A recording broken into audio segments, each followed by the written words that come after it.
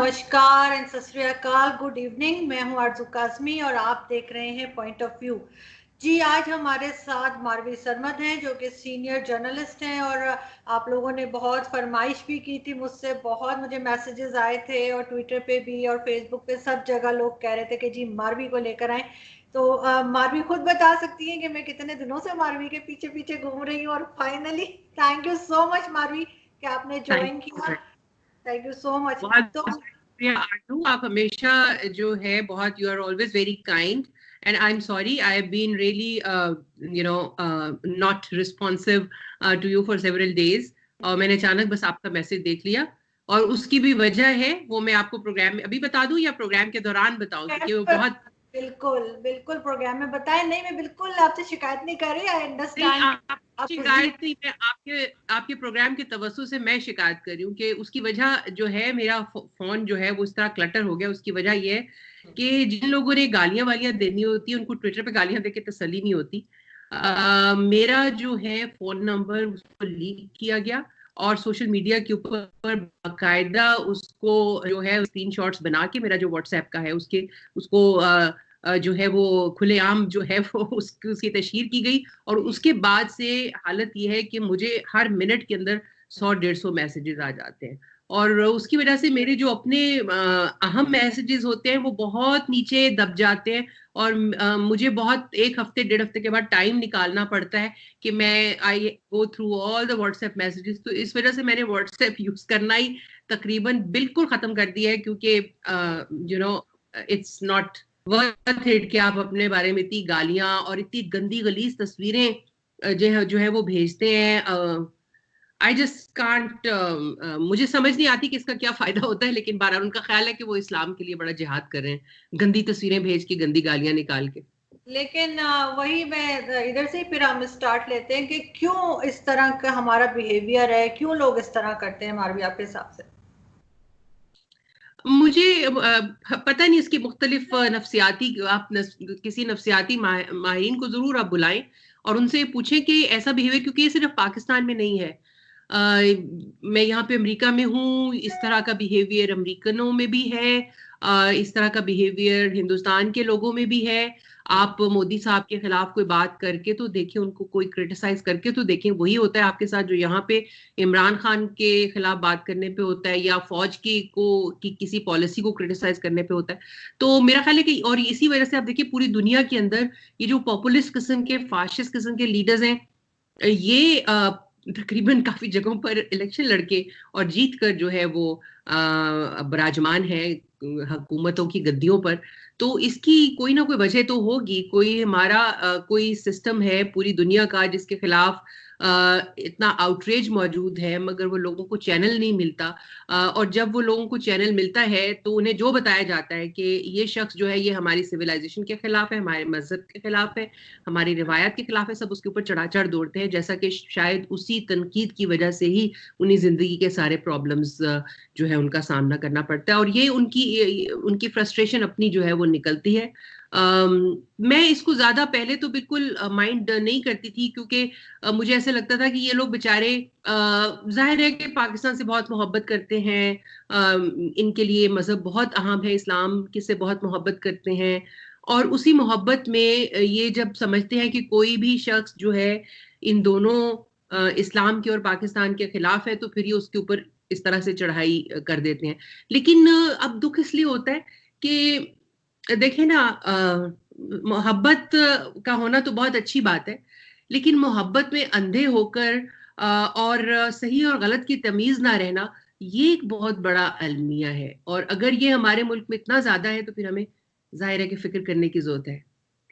बिल्कुल ठीक। लेकिन एज अ जर्नलिस्ट आप क्या समझती हैं कि हमारे यहाँ फ्रीडम ऑफ स्पीच नहीं है, सेंसरशिप बहुत ज्यादा है? जैसे हम देखते हैं कि जब भी कोई केपीके में या पेटीएम वगैरह के कोई जलसे होते हैं तो मीडिया बिल्कुल कवरेज नहीं देता। अगर बलूचिस्तान में कुछ हो या केपीके में कोई हादसा हो, कोई ब्लास्ट हो, तो तीसरे चौथे नंबर पे वो न्यूज आती है।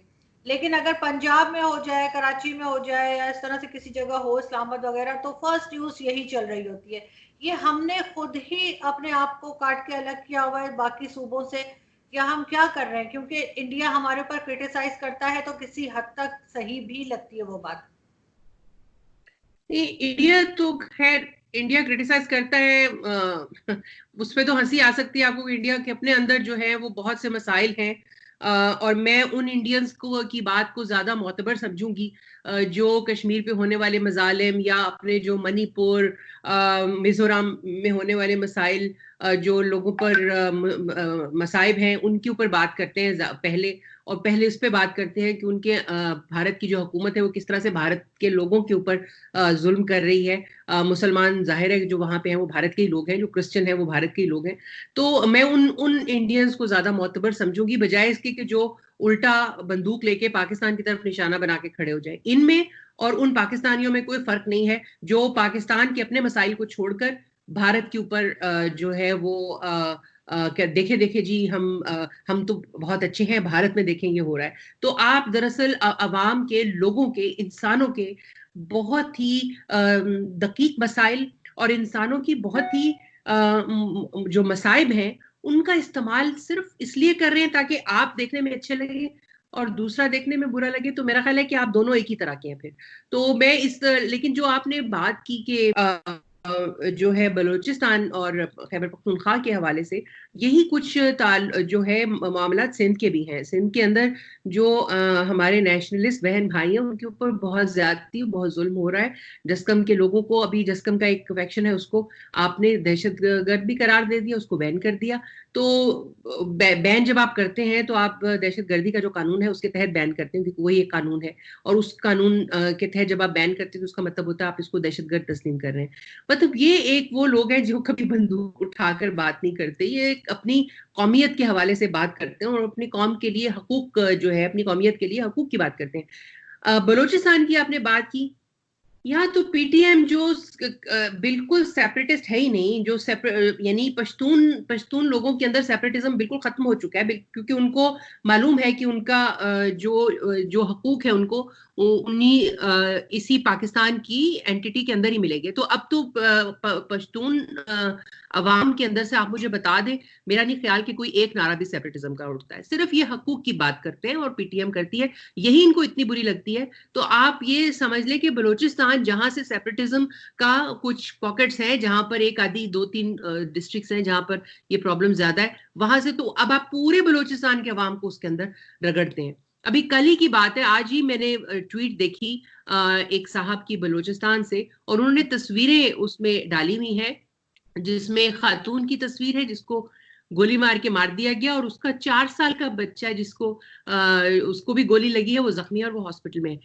ये जो है ये कोई, मेरा ख्याल है कि मिलिट्री का ऑपरेशन हुआ है, काफी दिनों से, पिछले काफी दिनों से जारी है। जब हमारी फाटा के अंदर जो साबिका फाटा जिसे हमें कहते हैं, कबायली अजला हैं, वहां पर जब रद्दुल क्या था, फसाद और इस टाइप के कितने ही आपने जरबे अजब और पता नहीं क्या क्या नाम रखे हुए, जब ये चलते थे तो इनके इश्तिहार बनते थे, इनकी खबरें आती थी। आप बलूचिस्तान के अंदर ऑपरेशन कर रहे हैं, तो अब आप किसके खिलाफ ऑपरेशन कर रहे हैं, क्यों कर रहे हैं, किसने उसको सैंक्शन किया, उसकी खबरें क्यों नहीं आ रही है? और ये खबर जो है ये कैसे दब गई? यहाँ पर मॉडल टाउन का हादसा होता है तो आप उसके ऊपर एक पूरी सियासत खड़ी कर देते हैं, लेकिन आपके बलोच अवाम जो है वो दिन रात मर रहे हैं, उसकी कोई सियासतदान बात ही नहीं कर रहा है। बलूचिस्तान की हुकूमत या बलूचिस्तान की असेंबली को तो आप बिल्कुल साइड पर रख दीजिए, क्योंकि वहां पर मैं आपको बताऊं आरजू, कोई शख्स सियासत कर ही नहीं सकता जब तक वो इस्टेब्लिशमेंट के मुकम्मल तसल्लुत में ना हो। लिहाजा जो बलूचिस्तान से ताल्लुक रखने वाले पॉलिटिशियंस हैं जो इस वक्त असेंबलियों में बैठे हुए हैं या पार्लियामेंट में बैठे हुए हैं, उनसे मेरी कतन कोई वो शिकायत नहीं है, क्योंकि मुझे पता है कि उनकी क्या मजबूरी है और वो नहीं बोल सकते। उनसे मतलब वो नहीं बात कर सकते। अगर वो बात करेंगे तो उनको भी दहशतगर्द करार दे के वो भी जो है वो बुकटी के पोतों की तरह बैठे हुए होंगे।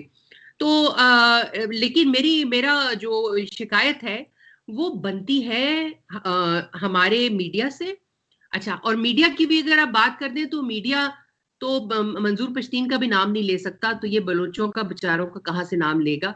तो फिर शिकायत बनती है उन कुव्वत से जो कि इन सब के ऊपर हुक्मरानी कर रही है, इन सब के ऊपर उनकी डिक्टेटरशिप जारी है। वो कुव्वतें कौन है, इसका फैसला जो है अब हमें बोलना पड़ेगा, अब हमें कहना पड़ेगा कि उन कुव्वतों को, वो कुव्वतें जो हैं वो बंदूक के जोर पर हमारे बलोच बहन भाइयों को, हमारे पश्तून बहन भाइयों को, हमारे सिंधियों को, हमारे गिलगित बल्तिस्तान के बहन भाइयों को, हमारे कश्मीरी बहन भाइयों को बंदूक के जोर पर खामोश करवा के मुल्क में सन्नाटा तारी करना चाह रहे हैं। उसका नतीजा अच्छा नहीं होगा। उसका नतीजा वही होता है जो कि मशरकी पाकिस्तान की सूरत में हमने गंवा कर दिया। लेकिन ये तो यही कहते हैं मारवी के वहां पे बलूचिस्तान की अगर बात करें तो यहाँ पे यही कहा जाता है कि वहां पे इंडिया मुदाखलत कर रहा है, वहां पे इंडियन जासूस पकड़े जा रहे हैं, वहां पे इंडिया जो भी गड़बड़ हो रही है वो इंडिया कर रहा है। तो इससे आप कहाँ तक एग्री हैं? मेरा ख्याल है कि जरूर करता होगा इंडिया। इंडिया के जासूस जासूस भी होंगे वहां पे, डेफिनेटली होंगे। और अगर नहीं होंगे तो फिर हमें सोचना, फिर तो ये इसका मतलब है हमारा हमसाया बहुत ही नालायक है। देखिए, इसी तरह से हमारे भी तो जासूस खालिस्तान, जो भारतीय पंजाब है वहां पर हमारे भी जासूस काम करते रहे हैं, अभी भी कर रहे होंगे। हमारी भी मुदाखलत इस लिहाज से खालिस्तान के अंदर रही है, बहुत प्रोनाउंस्ड रही है।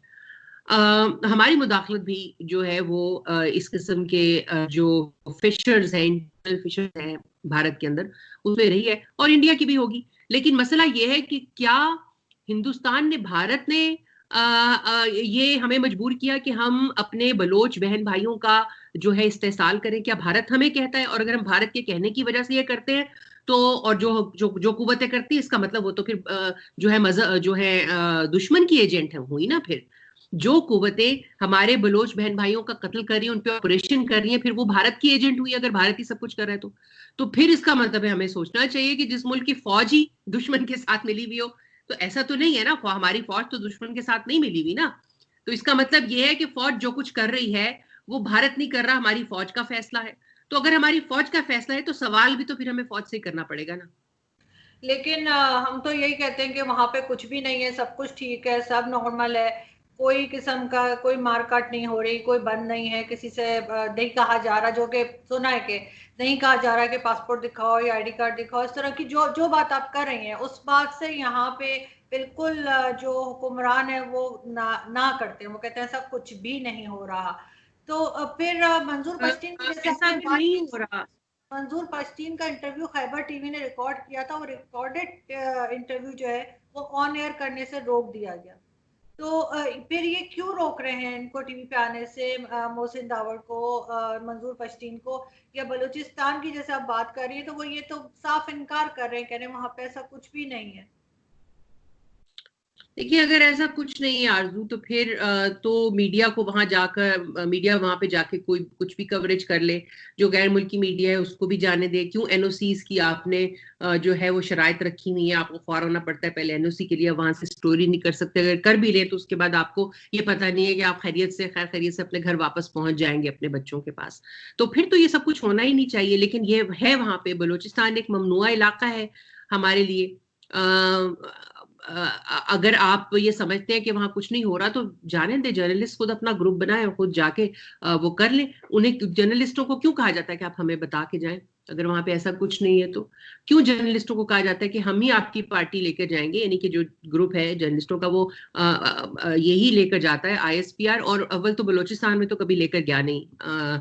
ये लेकर जाते हैं, शायद कभी लेकर गए हो, लेकिन बहुत ज्यादा तो ये ज्यादातर वजीरिस्तान और जो कबायली अजला है वहां पर लेके जाते हैं, या फिर अभी कुछ एक या दो ग्रुप्स ये लेके गए हैं कश्मीर के अंदर।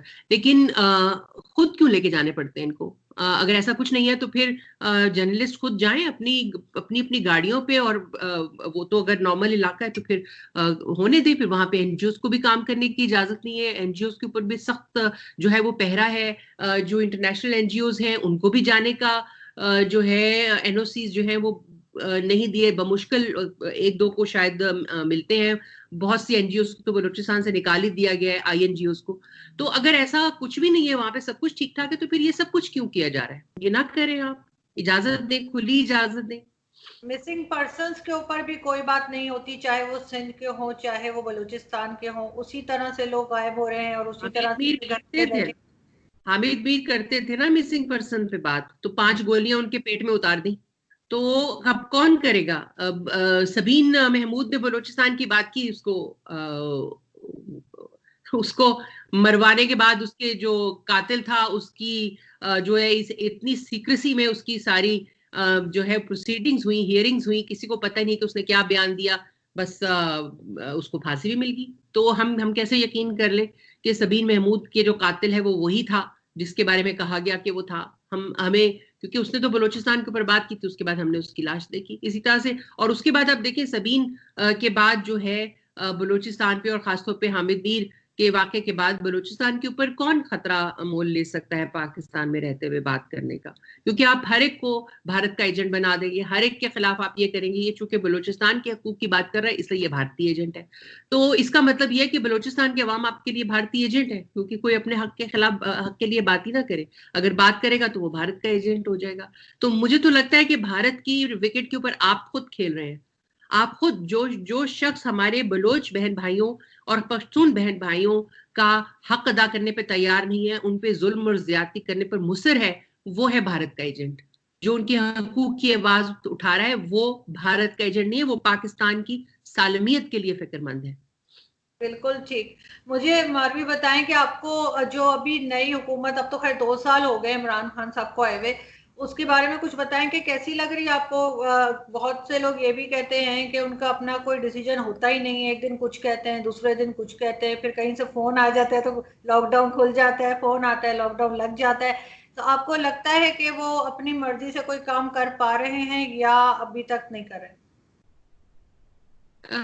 आरजू देखिए, अपनी मर्जी से कोई काम कर पा नहीं रहे ये तो कहना बिल्कुल, मेरा ख्याल है कि वो ये सब अपनी मनमानियां ही करें, उनको मनमानियां करने की इजाजत दी गई है। लेकिन कुछ रेड लाइंस हैं जहां पे वो कुछ नहीं कर सकते।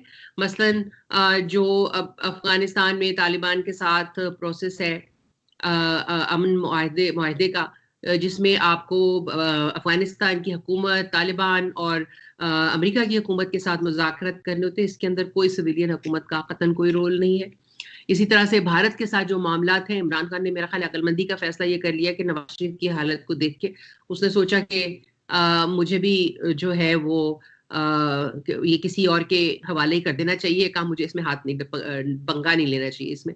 तो ये इसमें भी नहीं वो उनका कोई हाथ। इसी तरह से जो आपके नेशनल सिक्योरिटी के मामलात होते हैं उससे बिल्कुल हाथ इन्होंने खींचा हुआ है।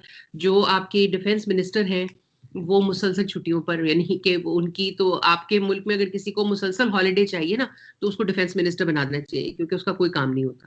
तो वो उनको ये है कि उनको नुकड़े लगा दिया है क्योंकि उनको डिफेंस मिनिस्टर बना दिया। दूसरे ममालिक में डिफेंस मिनिस्ट्री की जॉब एक बहुत ही जो है वो प्रेस्टिजियस जॉब समझी जाती है, मगर यहाँ पर आपने किसी को खुडी लाइन लगाना हो तो आप उसको डिफेंस मिनिस्टर बना देते हैं। तो ये हालत है इनकी। बाकी जो है ये जाहिर है कि जिस वक्त ये लॉकडाउन का फैसला नहीं कर पा रहे थे तो फैसला करने की तो सलाहियत इतनी को खास है नहीं खान साहब में, क्योंकि इनको शायद ये मालूम नहीं था और अब आके इनको हुकूमत में आके मालूम हुआ है कि ममालिक जो है किसी मुल्क की बागडोर संभालना क्रिकेट खेलने से बहुत मुख्तलिफ होता है। ये तो समझते थे कि मैं चूंकि क्रिकेट मैंने अच्छी खेल ली, क्रिकेट में मैंने जो है माजिद खान के साथ जो है वो साजिशें कर के जावेद मियादाद को भी निकलवा दिया, जहीर अब्बास का भी पत्ता साफ कर दिया, अपनी मनमानी करके छोटी छोटी को हम ना चलाकियां कहते हैं कि इनको इस तरह की चलाकियां खेल खुल के मैंने अपनी कप्तानी को बरकरार रखा और मैं बड़ा दबंग कप्तान था, मेरे सामने कोई बात नहीं कर सकता था, क्योंकि कोई बात करता था तो मैं उसको टीम से भी निकलवा देता था। तो वो समझते थे कि यही इसी किस्म की छोटी छोटी चलाकियां जो है वो खेल के आप हुकूमत भी चला सकते हैं।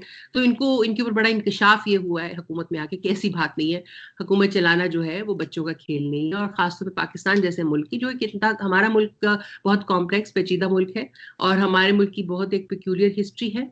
हमारे मुल्क की डाइवर्सिटी बहुत ज्यादा है, जहाँ पे आपको तमाम ग्रुपों को साथ लेके चलना पड़ता है, बेशक वो पार्लियामेंट में हो या नहीं हो, उनके नुमाइंदे पार्लियामेंट में हो या नहीं हो, लेकिन हमें जो है हम मेजॉरिटेरियन खेल उस तरह से नहीं खेल सकते जैसा कि अमेरिका में आपको व्हाइट सुप्रीमेसिज्म की शक्ल में नजर आ रहा है या भारत के अंदर आपको नजर आ रहा है, जहाँ पे मुसलमानों के खिलाफ आप ये हरकतें यहाँ पे कर सकते हैं। यानी हमारी जो माइनॉरिटीज, रिलीजियस माइनॉरिटीज है, वो तो तादाद में बहुत ही कम है, और अगर आप उनको पीसेंगे तो पूरी दुनिया के अंदर आपकी जो है ना सिर्फ आपकी जगहसाई होगी, बल्कि आपके अपने मुल्क के अंदर जो है आप पे बहुत बड़े फिशर्स क्रिएट कर लेंगे। आप अपनी एथनिक माइनॉरिटीज को इस तरह नहीं कर सकते। तो पाकिस्तान को जो है ना, इन शॉर्ट, पाकिस्तान को गवर्न करना आसान काम नहीं है। ये इसका अंदाजा उनको अब हुआ है। उनके अंदर इसकी कोई सलाहियत नहीं है कि वो मुल्क को चला सके, वो सियासत कर सके। वो एक सियासतदान नहीं है। वो सिर्फ जो है वो मोहल्ले की जो पॉलिटिक्स करने वाले छोटे मोटे गुंडे नहीं होते, वो उसी टाइप की इनकी सियासत है। उसके अलावा उससे आगे की इनकी स्टेट्स पर्सनशिप, स्टेट्समैन कहते हैं, तो मैं इसको स्टेट्समैन नहीं कहती, स्टेट्स पर्सन कहती हूँ, क्योंकि औरतें भी स्टेट्स पर्सन हो सकती हैं। तो स्टेट पर्सनशिप जो है वो इनके अंदर नहीं है। इसीलिए आपने जब मिसाल दी कि जब लॉकडाउन करना था तो जाहिर है इनके तो हाथ पांव जो है वो फूल जाते हैं, इनको तो समझ नहीं आती कि क्या करना है। इनके इर्द गिर्द जो है इतने फिल्थी रिच लोग हैं जिनके अपने मफादात हैं, वो इनको एक सब साइड पर खींचते हैं। और इनके अंदर छोटी सी तादाद है कुछ लोगों की जो कहते हैं भाई अगर हमने ये कर दिया तो हम लोगों को क्या मुंह दिखाएंगे, हमारी तो बड़ी जो है ना बेइज्जती हो जाएगी। वो उनको एक साइड पे खींचते हैं और मिलिट्री एस्टैब्लिशमेंट इनको तीसरी साइड पे खींचती है। तो इनको तो समझ नहीं आती कि किसको कैसे डील करें। अब अमीरों ने कहा कि लॉकडाउन जो है वो ना करें क्योंकि हमारी तो फैक्ट्रियां तबाह हो जाएंगी। तो इन्होंने कहा ठीक है जी, लॉकडाउन तो नहीं होना चाहिए। और फौज ने जो है अलबत्ता ये सोचा कि भाई अगर लॉकडाउन नहीं करोगे तो ये तो बीमारी बहुत ज्यादा फैल जाएगी। उन्होंने इनके ऊपर जोर दिया, इनको लॉकडाउन करना पड़ गया। अब उसके बाद इन्होंने अपने पत्ते कुछ ऐसे खेले हैं कि अब फौज भी जो है ना थोड़ी सी देखे ना, फौज भी तो मजबूर है अगर देखा जाए इनके सामने फौज मजबूर है, क्योंकि फौज ने इनको यहाँ पे लाने के लिए बाकी तमाम के तमाम मोहरे जो है उनको गिरा दिया, उनको गेम से आउट कर दिया। अब जब आप सिर्फ एक मोहरे पर ही अपना जो है वो रखेंगे, इन्हिसार करेंगे, तो फिर वो मोहरा जो है वो अपनी मनमानी भी कर सकता है। और वही काम अब हो रहा है। खान साहब जो है वो क्योंकि अब फौज के पास जो है ना कोई ऑप्शन है नहीं, वो इसीलिए हमें ये देखने में लग रहा है, अगर आप इस वक्त देखें बिसात पाकिस्तान की सियासत की, तो इस वक्त जो है वो मिलिट्री स्टैब्लिशमेंट जो है वो ये कोशिश कर रही है कि वो इस टाइप के 2-3 और मोहरे क्रिएट कर लें जो आइंदा 4-5 साल के अंदर, 8 साल के अंदर जो है वो इमरान खान साहब के मुकाबले में खड़े हो जाए। या फिर वो ये कोशिश कर रहे हैं कि खान साहब की जो है छोटी मोटी जो इनकी गलतियां हैं, जराइम हैं इनके, उनका जो है वो एक केस मजबूत किया जाए ताकि खान साहब की गर्दन के ऊपर भी अंगूठा आ जाए। और ये जो आपको फॉरेन फंडिंग का केस लटकता हुआ नजर आता है, ये उसकी एक मिसाल है। तो इसी तरह से और कई मिसालें हैं इस वक्त। अगर आप जो कल आपने नून लीग की देखी होगी, जो इन्होंने एक रिलीज किया मैसेज व्हाट्सएप के ऊपर, जिसमें उन्होंने कहा कि उन्होंने वो लिस्ट दी थी कि कोई 30 के करीब मुकदमात हैं जो इमरान खान के ऊपर फौरी तौर पर दर्ज हो सकते हैं, जिसमें ये शुगर केस और उन्होंने बड़े बड़े केसेस जो है सारे लिस्ट डाउन किया। तो ये सारे मुकदमात आपका क्या ख्याल है, ये सिर्फ अखबारों में रहेंगे? जाहिर है कि एस्टैब्लिशमेंट इस चीज को जमा कर रही है और वो खान साहब को एक अपनी गिरफ्त के अंदर लाना चाहते हैं। लेकिन इस वक्त खान साहब है नहीं। खान साहब ने, आपके तो इल्म में होगा, आप तो मीडिया से ताल्लुक रखती हैं, 2 महीने पहले की, 1.5 महीने पहले की बात है, खान साहब ने तंग आके कहा था मैं तो इस्तीफा दे रहा हूँ, और जो कि रिपोर्ट हुआ। तो अगर खान साहब इस्तीफा दे देते हैं तो इस वक्त फौज के पास कुछ भी नहीं है, वो क्या करेंगे? तो ये तो जनरल फैज साहब जो हैं आईएसआई के हमारे, उन्होंने इंतहाई, मैं समझती हूँ, हमाकत का सबूत दिया कि उन्होंने इतनी तनदही के साथ इतनी बड़ी गेम सेट की, जो इलेक्शन इनको जिताया, इस नालायक पार्टी को और इस नालायक वजीर आजम को। इनको इतनी मेहनत एस्टैब्लिशमेंट को कभी नहीं करनी पड़ी किसी को जिताने के लिए। आप देखें आईजीआई को भी जिताया, इससे पहले नवाज शरीफ को भी जिताया, लेकिन किसी को जिताने के लिए एस्टैब्लिशमेंट को इतनी मेहनत नहीं करनी पड़ी जितनी मेहनत से इनको जिताया गया। अच्छा, उसके बाद आपने उस पूरे प्रोसेस में बाकी सबको खेल से बाहर कर दिया। कल्या, वो जो क्या कहते हैं, सुंजियां हो जाए गलियां ते विच मिर्जा यार फेरे। अब मिर्जा यार जो है अब इनको घुमा रहा है, तो अब इनको समझ आइए कि भाई ये तो हो गई गलती, अब हमें मिर्जे थोड़े से और पैदा करने पड़ेंगे। तो इस वक्त आप देखें अगर, तो आपको बड़ी हंसी आएगी कि किस तरीके से और मिर्जे पैदा किए जा रहे हैं। और बहुत काम है। आपका इशारा शाहिद आफरीदी की तरफ तो नहीं है? क्योंकि आजकल वो बहुत सारे लगा रहे हैं कश्मीर वगैरह जाकर। वो भी है मगर वो बहुत छोटा मोहरा है अभी। वो जो होता है ना, बच्चा माँ की गोदी में होता है, अभी उसको पाँव पाँव चलना भी नहीं सीख रहा। अभी तो वो उसमें है, फेज में है। उनको शायद 8 साल 10 साल के बाद वो इस काबिल हो जाए। लेकिन अभी मेरा ये ख्याल के अंदर उनके अंदर कोई ऐसी सलाहियत भी उनकी है, उनका वो करिश्मा नहीं है जो खान साहब का करिश्मा था, जिसकी वजह से बहुत से ऐसे लोग जो उनकी सियासत से मुत्तफिक भी नहीं थे, वो भी उनको पसंद करते थे और उनकी पार्टी में शामिल भी होते रहे। बहुत से हमारे जो जर्नलिज्म के साथी हैं वो उनकी पार्टी में शामिल रहे। आपको पता है ना, ये नसीम जहरा हमारी कोलीग हैं, बहुत ही उम्दा जर्नलिस्ट है। उनकी किताब भी बहुत जबरदस्त किताब भी छपी है, जो उन्होंने इतनी जखीम किताब छापी है भारत के साथ जो कारगिल पे हुआ था। नसीम जहरा उनकी पार्टी में शामिल थी। बहुत से हमारे साथी, और अभी भी कुछ लोग ऐसे हैं, बहुत से लोग ऐसे हैं जो खान साहब के, मीडिया की बात कर रही हूँ, मीडिया में जो खान साहब के फैन है, बहुत पुराने फैन है, उनके क्रिकेट के दिनों से फैन है, और उनकी ऐसी तस्वीरें शाया होती थी जिसमें वो खान साहब कुर्सी पे बैठे हुए और ये नीचे जमीन के ऊपर बैठ के उनकी बातें सुन रहे होते थे, जैसे कोई किसी पीर साहब की बातें सुन रहा है। और ये सारा फैन बॉयज का क्लब जो है, ये अब एंकर भी बन गए हैं, सीनियर जर्नलिस्ट भी बन गए हैं। तो ये दरअसल और फिर इसी वजह से आप देखें कि खान साहब के ऊपर मीडिया का काफी फजल जो है वो रहा है। अगर यही हरकतें जो खान साहब करते हैं, अगर ये कहीं जरदारी साहब ने की होती या नवाज शरीफ ने की होती, तो आप देखते मीडिया कैसे दुर्गत बनाता है उनकी, मगर खान साहब निकल जाते हैं। लेकिन खान साहब बुलाते भी तो उसी मीडिया को है ना जो उनकी वाह वाह करता है, जो उनके ऊपर जरा सा भी सवाल उठाता है वो उनकी मीटिंग्स में, उनकी ब्रीफिंग्स में शामिल नहीं होता। वो मीडिया वहां पे सिर्फ वो मीडिया होता है जो सिर्फ बटरिंग कर रहा होता है और सिर्फ कहता है जी आप नहीं होंगे तो पाकिस्तान डूब जाएगा।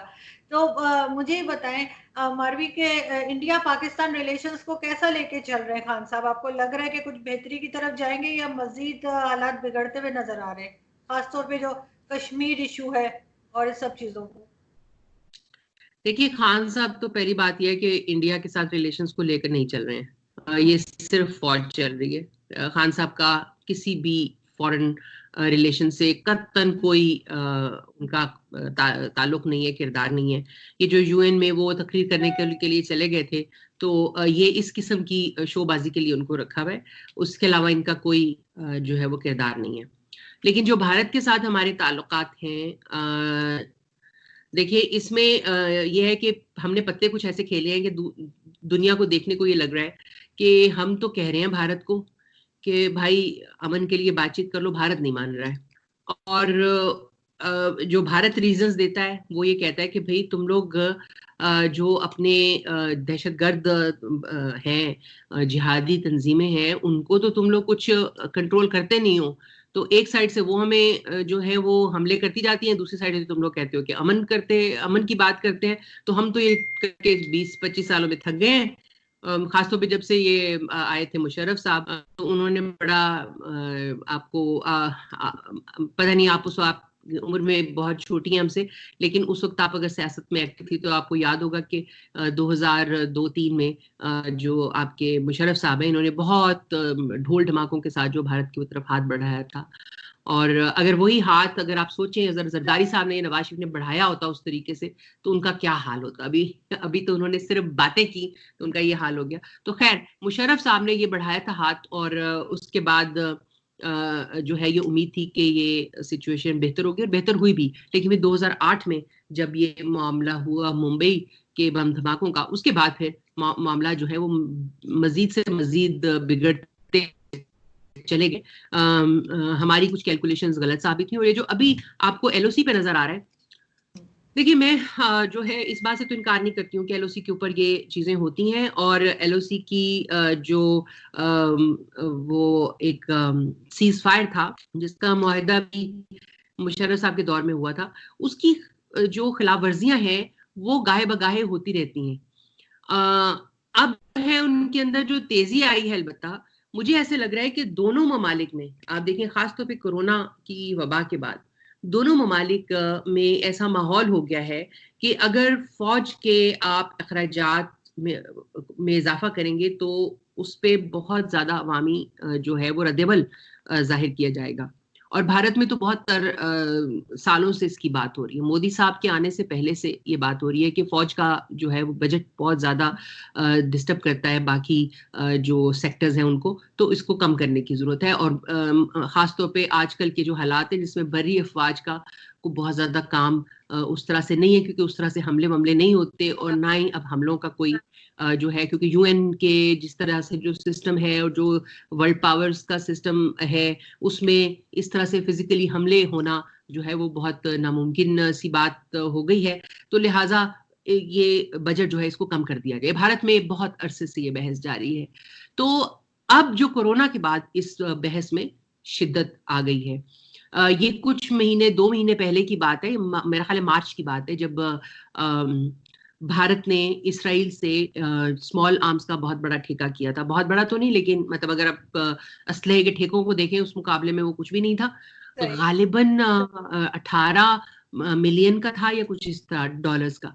तो लेकिन यह है कि उसके ऊपर भी इतनी तनकीद, मार्च में उसकी अदायगी की गई तो उसके ऊपर इस कदर तनकीद हुई भारत के अंदर, और ये बहस हुई कि आखिर इसकी क्या जरूरत है, खासतौर पर इस वबा के मौसम में जब हमें सेहत के ऊपर जो है वो खर्च करने की जरूरत है। तो मेरा ये ख्याल है कि ये इस माहौल में इस वक्त ये दोनों अफवाज को सूट करता है कि इस तरह की ठूठा लगी रहे बॉर्डर्स के ऊपर, ताकि एक जो है वो बनती रहे, तौजीह बनती रहे कि एक जस्टिफिकेशन जो है वो बनती रहे कि हमें अभी भी खतरा है और हमें बजट इसके लिए अभी भी चाहिए। और लेकिन इसमें आप ये देखिए कि अगर ये खेल खुदा ना खास्ता ऐसा ही है जैसा मैं कह रही, जो मेरी स्पेकुलेशन है, तो फिर ये बहुत खतरनाक बात है। इसका मतलब ये है कि दोनों अफवाज जो हैं, एक तो मैं आपको बताऊं, दुनिया की सारी अफवाज एक जैसी होती है।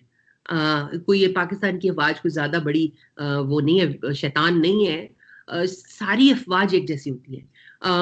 लेकिन पाकिस्तान में मसला ये हमारे साथ हुआ कि ये हमारे ये डेविल इसलिए बन गई हमारे लोगों बाज पॉकेट्स में कि हम इसके ऊपर कुछ चेक नहीं ज्यादा हमने रखा ना। तो जो बाकी ममालिक है उसमें किसी ना किसी हद तक चेक रखा जाता है। अगरचे सिविल मिलिट्री रिलेशंस तकरीबन हर मुल्क का ही मसला है, उस तरह नहीं जैसे हमारा है, लेकिन ये पूरा सब्जेक्ट है जो यूनिवर्सिटी में पढ़ाया जाता है, सिविल मिलिट्री रिलेशंस। तो आखिर किसी वजह, कोई वजह होगी ना, सिर्फ पाकिस्तान तो नहीं है इसमें। लेकिन हमारे यहाँ जैसे मैंने आपको अर्ज किया कि ये मसला हो गया कि हमने कुछ चेक रखा ही नहीं और इसको खुल खेलने का मौका दिया। और जब भी आप किसी बच्चे को ले लें, आप किसी बच्चे के ऊपर कोई चेक ना रखें और आप उसको अनवील्डी बस छोड़ दें, तो क्या आप समझ सकते हैं कि उस बच्चे की तरबियत अच्छी होगी, वो अच्छा इंसान बनेगा, वो अच्छे काम हमेशा करेगा? ऐसा नहीं होता, आपको थोड़ा सा वो रखना पड़ता है। तो उसकी वजह से अगर ये ऐसा ही है जो मैंने स्पेकुलेशन की, तो इतनी खतरनाक बात है। इसका मतलब ये कि इन अफवाज को जो है अपने लोगों की जानों की कतन कोई परवाह नहीं है। यानी आप देखिए सिविलियन जाने कितनी जा रही हैं LOC के उसमें। और अगर ये सिर्फ इस वजह से हो रहा है कि अपनी ताकत को और अपने बजट को बहाल किया जाए, तो इससे बड़ी खतरनाक कोई बात नहीं हो सकती। मैं दुआ करती हूँ कि ऐसा ना हो, यकीन करें, मैं दुआ करती हूँ ऐसा ना हो, क्योंकि मुझे यकीन नहीं आ सकता कि कोई इस कदर बेरहम भी हो सकता है कि वो लोगों का खून सिर्फ इस वजह से करने पे आमादा हो जाए कि उसको अपनी ताकत का भरम कायम रखना है।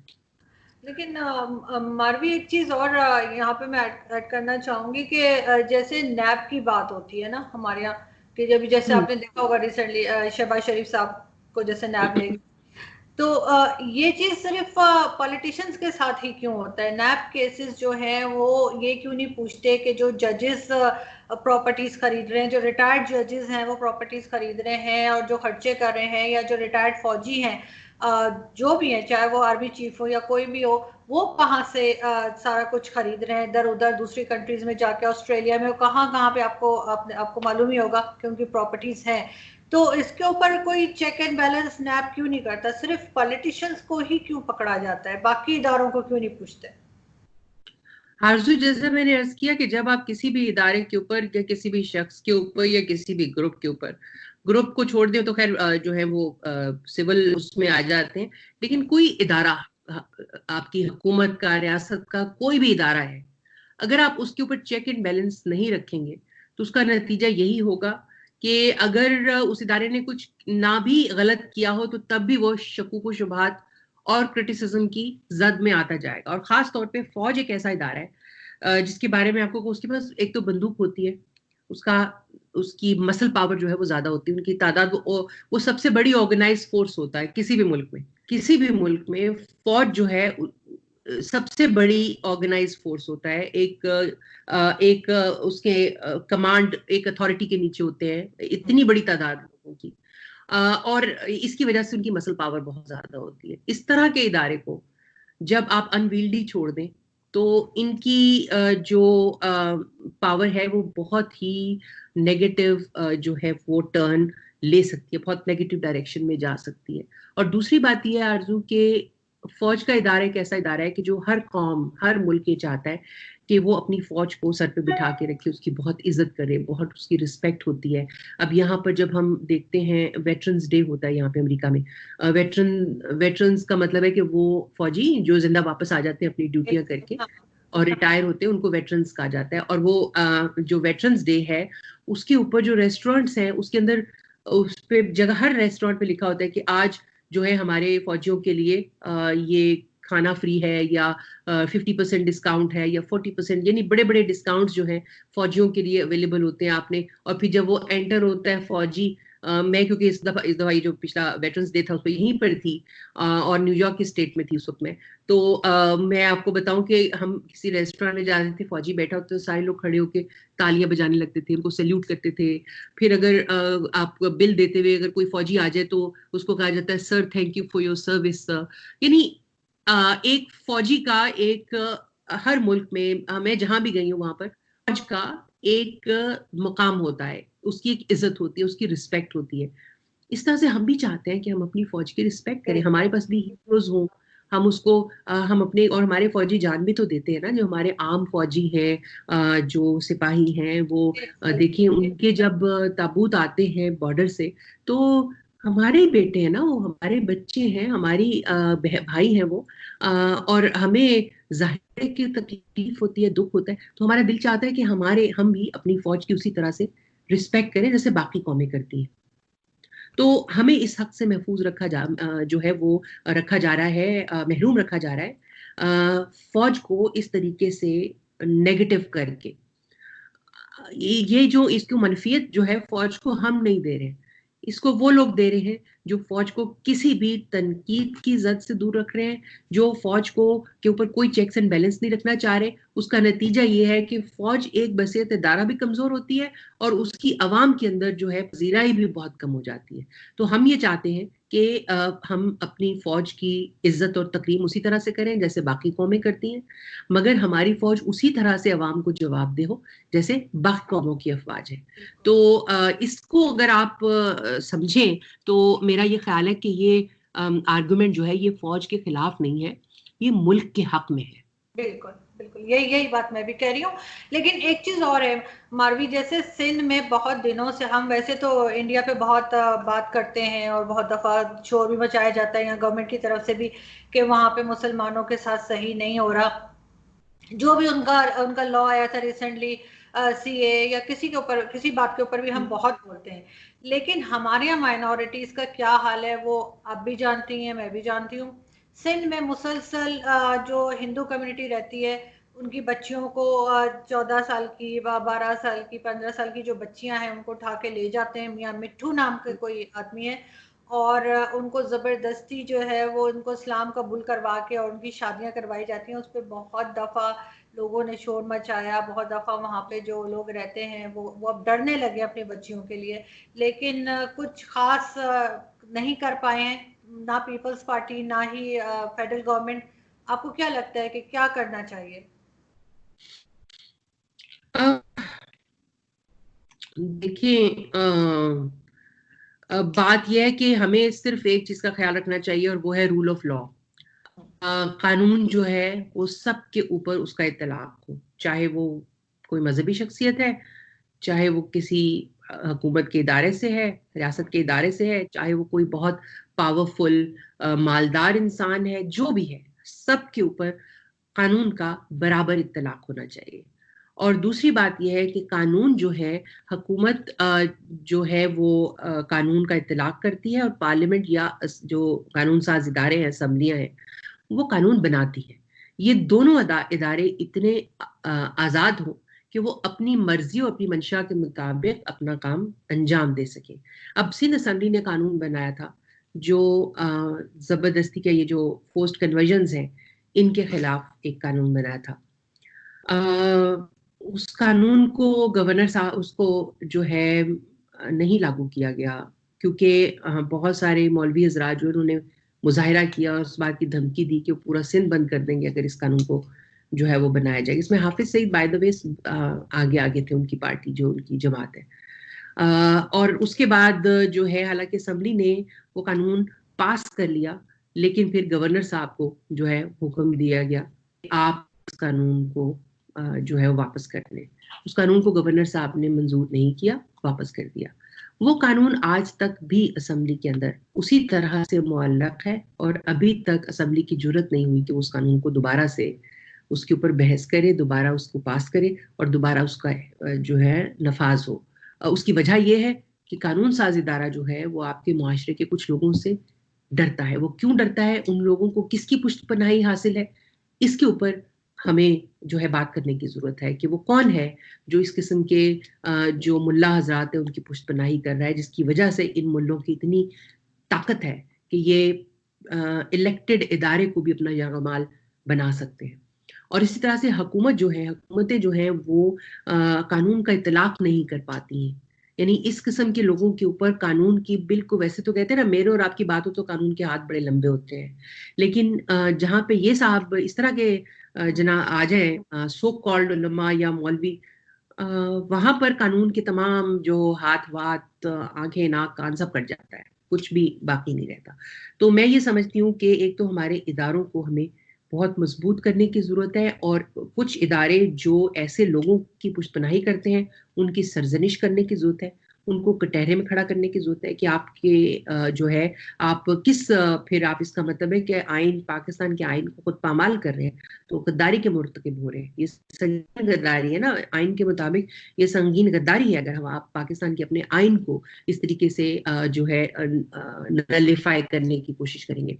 तो इस तरह के इदारों की सरजनिश होनी चाहिए। जो इदारों का काम है कानून बनाना और कानून को नाफिज करना, उन इदारों को मजबूत बनाना चाहिए और ऐसे तमाम ग्रुप जो कि रियासत को जो है यरगमाल बना लेते हैं उनकी जो है उनको कानून के सामने उनको जो लाना चाहिए, उनको सजा देनी चाहिए और इस बात को यकीनी बनाना चाहिए कि पाकिस्तान के तमाम अवाम कानून के सामने बराबर हों और तमाम अवाम को जो कॉन्स्टिट्यूशन ने, आइन ने वो दी है, गारंटीज दी है, तहफ़्फ़ुज़ दिया है, वो तहफ़्फ़ुज़ जो है वो उनको करारे वाक़ई दिया जाए और तमाम हुकूमतें इसमें इस बात का ख्याल रखें कि अगर इसमें चूकेंगी तो फिर उनको इसका खुमियाजा भुगतना पड़ेगा।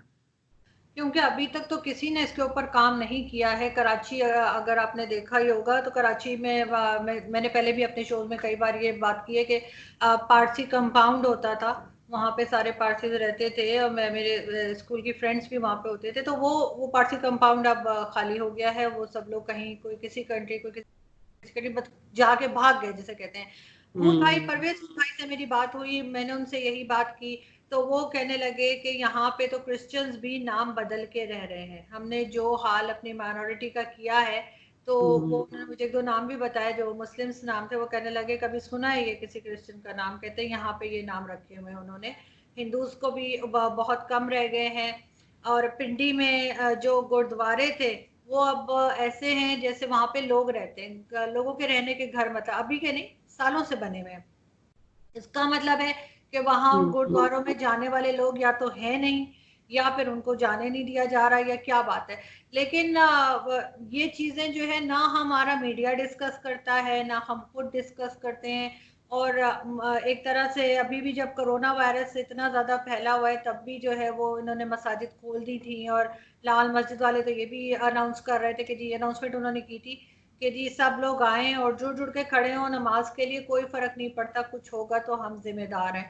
और उन्होंने गनमैन भी खड़े किए हुए थे अपने कि अगर कोई रोकने की कोशिश करे तो वो उस पर लड़ाई झगड़े के लिए भी उस हद तक जा रहे थे, जो कि वो अक्सर ही करते रहते हैं। लाल मस्जिद का आपको मालूम ही होगा। तो ये सब चीजें कैसे ये बाकी दुनिया के आगे तो हमारा पहले ही FATF में जो है नाम हमारा इन्हीं चीजों की वजह से खराब हुआ है और फिर हम कहते हैं कि नहीं जी हमारे साथ तो पूरी दुनिया हमारा साथ दे रही है और हम हर फॉर्म पे जाके बात करेंगे, बस एक तकरीर करके, एक स्पीच करके समझ रहे हैं कि सब मामला हल हो जाएगा।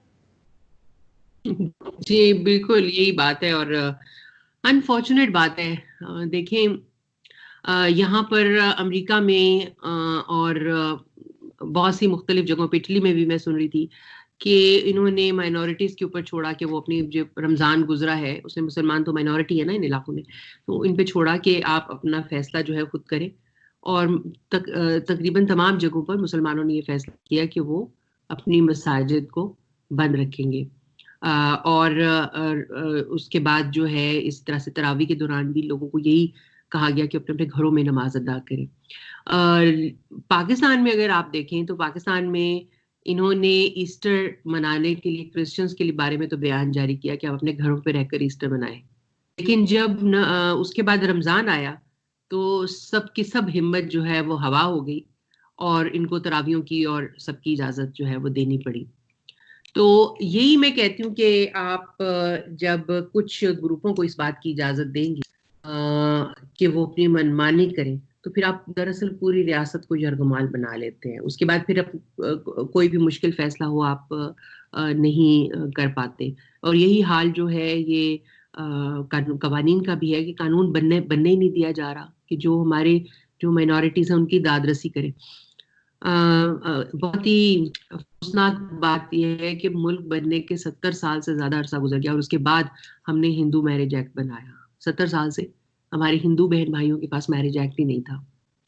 तो बात यह है कि हमें ये देखना होगा कि वो क्या वजूहात हैं जिनकी बिना पर हमसे चूक होती है और आखिर हम अपनी गलतियों से सीख क्यों नहीं पाते हैं, सीखना चाहते नहीं है, या हम ये समझते हैं कि अगर हम इनसे सीख गए और दुरुस्ती की जानिब चले गए तो कुछ ऐसे ग्रुप्स हैं, कुछ ऐसे इदारे हैं जिनकी इजारादारी नहीं रहेगी, उनके पास अपनी गेम्स खेलने के लिए जो है वो फ्यूल ईंधन नहीं रहेगा।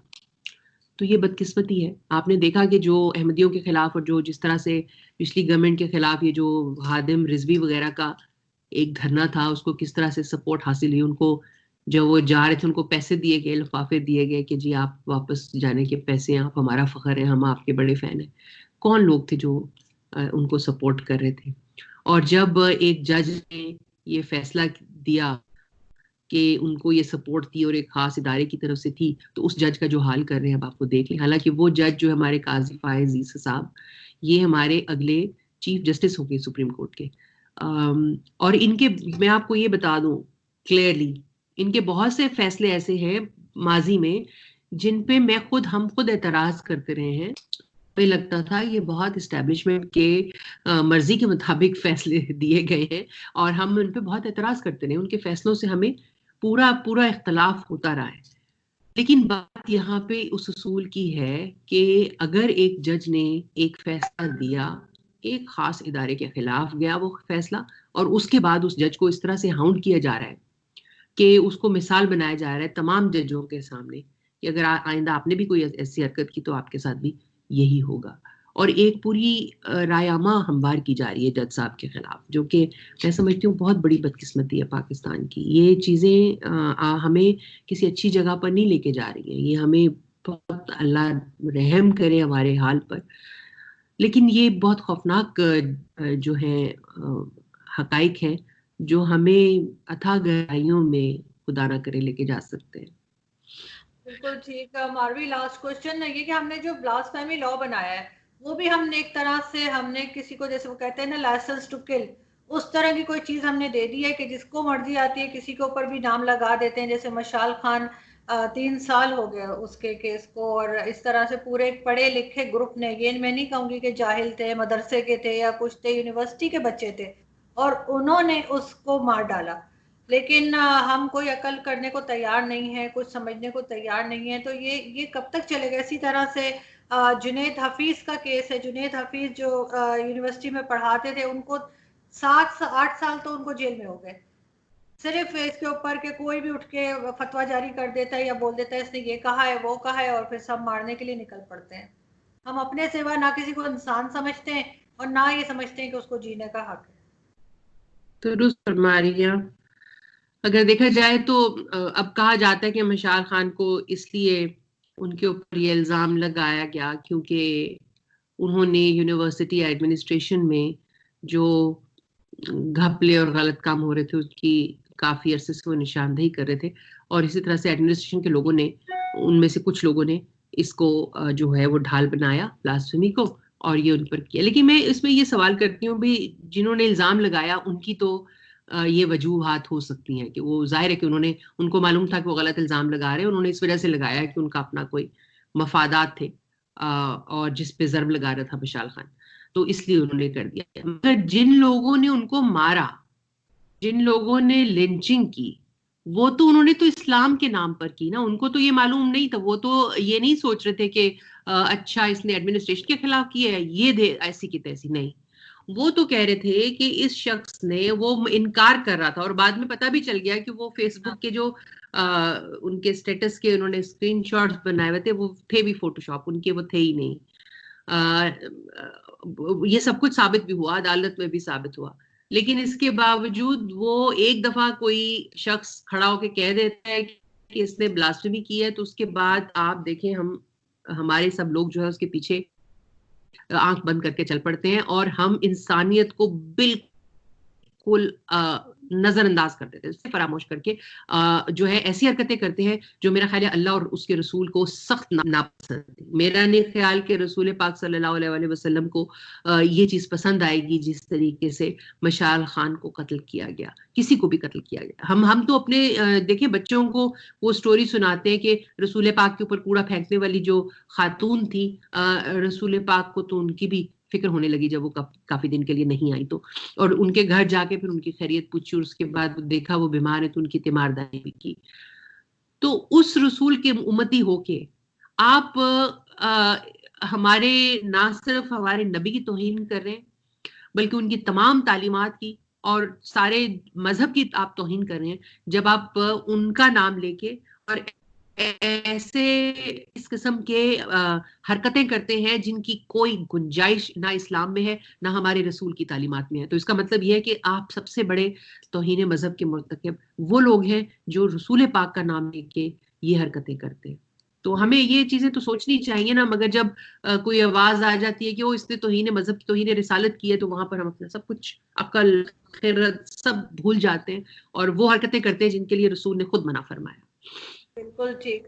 बहुत शुक्रिया मारवी कि आपने ज्वाइन किया एंड आई होप कि दोबारा भी आप ज्वाइन करेंगी, क्योंकि मेरे ख्याल अभी आप फिलहाल वहीं पर हैं। अभी आपका वापसी का कोई प्लान है या अभी आप वहीं पे रुक रही हैं? मेरा तो वापसी का तो प्लान बिल्कुल, अभी तो मुझे तो मार्च में वापस आना था, मगर ये जो है फ्लाइट्स की वजह से मैं नहीं आ सकी।